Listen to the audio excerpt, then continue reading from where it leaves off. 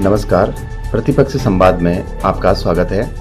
मैं हूं आपके साथ विनोद जोशी।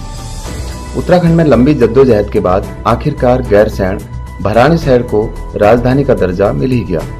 गैरसैंण को उत्तराखंड की ग्रीष्मकालीन राजधानी बनाने की घोषणा करने के बाद राज्य सरकार ने सोमवार को आधिकारिक आदेश जारी कर दिया है। आज जब सरकार ने गैरसैंण को ग्रीष्मकालीन राजधानी बनाने का शासन निर्देश निकाला तो यह इतिहास और वर्तमान के उन तमाम लोगों की भावनाओं के साथ मजाक है जो गैरसैंण को स्थायी राजधानी बनाने के संघर्ष में लगे थे या लगे हैं।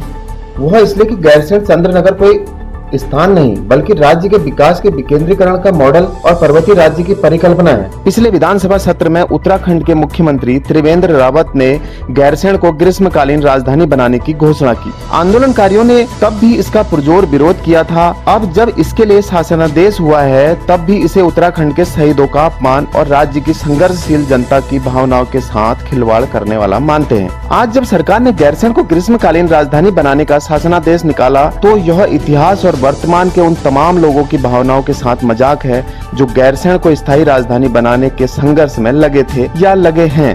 वह इसलिए कि गैरसैंण चंद्रनगर कोई स्थान नहीं बल्कि राज्य के विकास के विकेंद्रीकरण का मॉडल और पर्वतीय राज्य की परिकल्पना है, अवधारणा है। यह कैसा मजाक है, यह कैसी नादानी भरा फैसला है।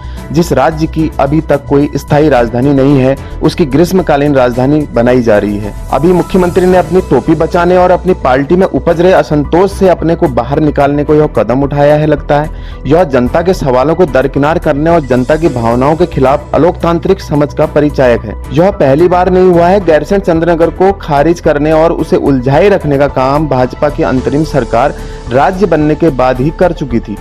उसने ही स्थायी राजधानी घोषणा करने के बजाय दीक्षित आयोग का गठन कर इसे हमेशा उलझाए रखने का काम किया। बाद में कांग्रेस ने इसे आगे बढ़ाया। जिस दीक्षित आयोग को 6 महीने में अपनी रिपोर्ट देनी थी वह 11 बार विस्तारित की गई और 9 वर्ष तक जनता के पैसों का दुरुपयोग करती रही। जब उसने अपनी राय रखी तो वह भी जनता को चिढ़ाने वाली थी।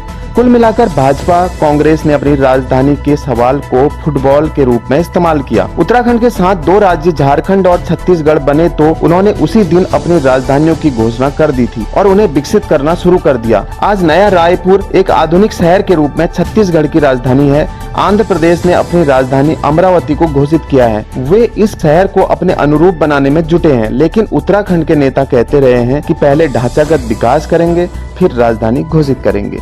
प्रतिपक्ष संवाद के लिए विनोद जोशी की एक खास report. Stay home, stay healthy. Issued in public safety by Himalayan Institute of Technology and Management, Lucknow.